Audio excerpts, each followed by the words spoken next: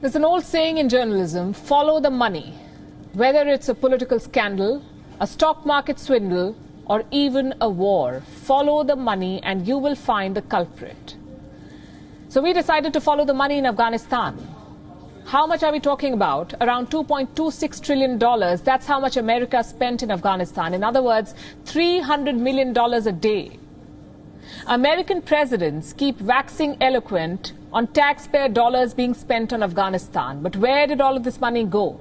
The Afghans certainly don't have it. 90% of the people in Afghanistan live on less than $2 a day. The fact is, most of this money went back to the US. How? Through defense companies and contractors. You see, America basically outsourced the Afghan war. They were funding it, but most of the work was being done by private companies. American private companies. They did everything in Afghanistan. They supplied vehicles, they supplied aircraft, weapons, ammunition. They trained Afghan soldiers, and they did not do this for free. They were paid for all of this. Think of it as a revolving door. US government made the payments, but the money never left America. It was transferred to US companies. The numbers support this. Let's look at the top 5 military contractors: Lockheed Martin, Raytheon, General Dynamics, Boeing, and Northrop Grumman. Between 2001 and 2021, these companies got $2.02 trillion in public funding. $2.02 trillion. Where did this money go? Into Afghanistan, Iraq, Syria, and many other futile wars. We say American soldiers lost the Afghan war, and they did, but American businessmen had a splendid victory. We have more numbers to support this. Let's go back to September 18th, 2001, just 7 days after 9/11. Assume you bought $10,000 worth of stock from America's top 5 military contractors, $10,000 in 2001. Do you know how much those stocks are worth today? Almost $100,000. 10 times more than 2001.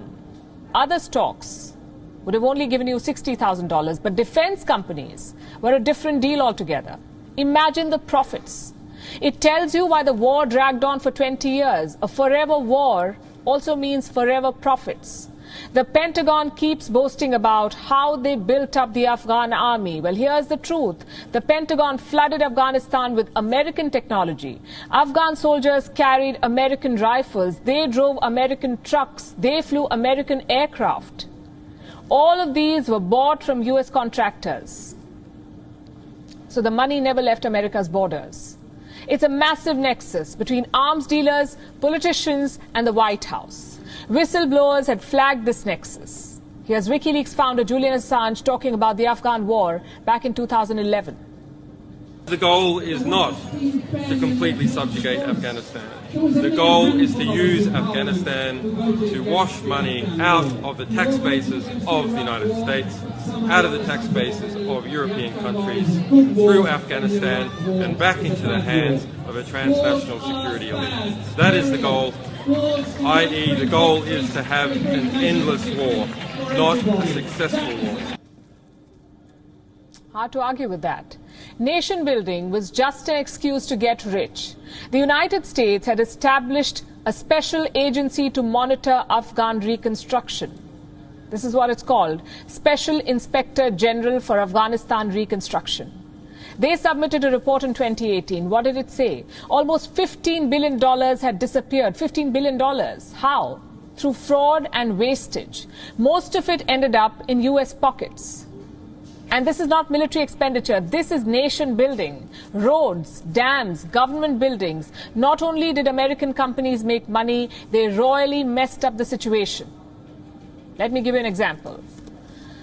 This is the uniform of the Afghan National Army. It's a forest camouflage, perfect for fighting in the tropics. But in Afghanistan, it makes no sense.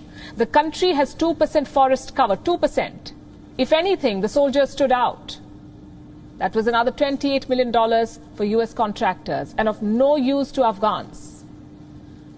This sums up the American engagement basically. No oversight, no scrutiny, just billions of dollars flowing endlessly over 20 years. What did the Afghans gain from it? Nothing. They still live in poverty and hunger.